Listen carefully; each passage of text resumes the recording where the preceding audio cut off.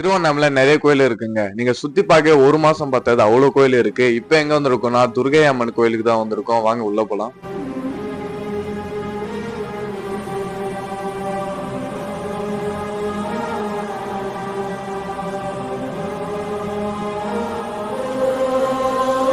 உங்களுக்கு ஏதாவது வேண்டுதல் இருந்துச்சுன்னா இங்க வந்து விளக்கேத்தனா நடக்கும்னு எல்லாருக்கும் நம்பிக்கை. அது மட்டும் இல்லாம இங்க ஒரு கண்ணாடி இருக்கு. இது எதுக்கு இருக்குன்னு எனக்கே தெரியல. உங்களுக்கு தெரிஞ்ச கமெண்ட்ஸ்ல சொல்லுங்க. சாமியை பார்த்துட்டு கோயிலை 3 தடவை சுத்தினா நல்லதே நடக்கும்னு சொல்லுவாங்க. வாங்க நாமளும் சுத்தலாம். நீங்க கோயிலுக்கு வந்து ஒரு 10 நிமிஷம் அமைதியா உட்கார்ந்தாலே போதும், நல்ல வைப்ரேஷன் கிடைக்கும். நீங்க எப்பயாவது கோயிலுக்கு இந்த மாதிரி வந்தீங்கன்னா 10 நிமிஷம் உட்காந்துட்டு டைம் ஸ்பெண்ட் பண்ணிட்டு போங்க, அதான் நல்லது.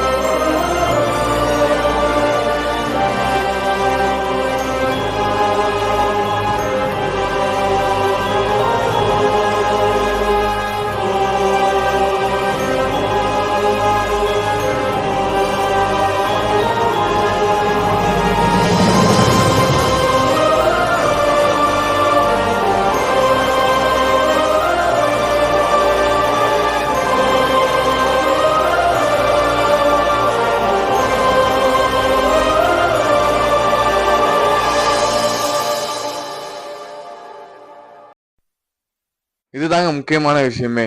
உங்களுக்கு சொந்த வீடு கட்டணும்னு ஆசையா இருந்தீங்கன்னா இங்க வந்து கல் அடுக்குனா போதும், சீக்கிரமாவே சொந்த வீடு கட்டலான்னு எல்லாருக்கும் ஒரு நம்பிக்கை. இதுல ஜாலியா போட்டிக்கிறோம் வைப்போம். யார் பெருசா அடுக்குறாங்களோ அவங்க பெரிய வீடு கட்டுவாங்கன்னு. அந்த மாதிரி நீங்களும் ட்ரை பண்ணீங்களா அப்படின்னு சொல்லிட்டு கமெண்ட்ஸ்ல சொல்லுங்க.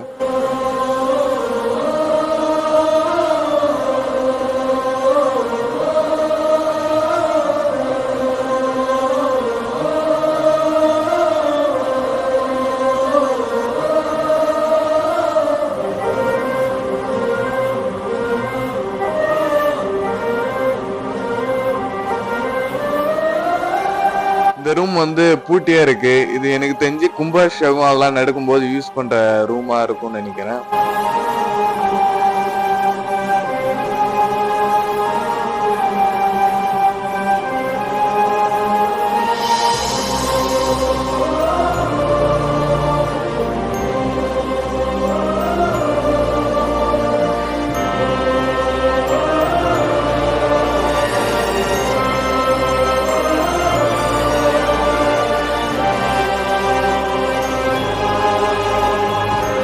ஓகே ஃப்ரெண்ட்ஸ், கோயிலை பார்த்தாச்சு. இப்போ வெளியே போகிறோம். முக்கியமானது வந்துட்டேங்க. என்ட்ரன்ஸ்லேயே விநாயகர் கோயில் ஒன்று இருக்கான், அது பார்க்க வந்துட்டேன். அது போய் பார்க்கலாம் வாங்க.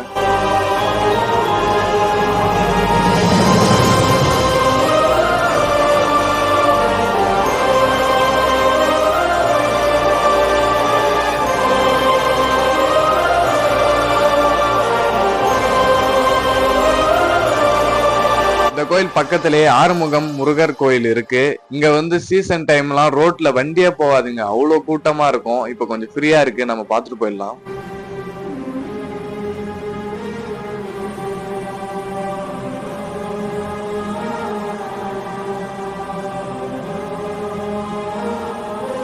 கோயில் பக்கத்துல இந்த மாதிரி ஒரு இடம் இருக்குங்க. பார்க்கவே இருட்டா பயமா இருக்கு.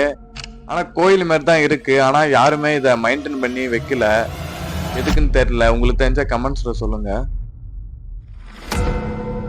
மறக்காம பூப் 2003 சேனலை சப்ஸ்கிரைப் பண்றேங்க, ஃபாலோ பண்ணிக்கோங்க. பாய்.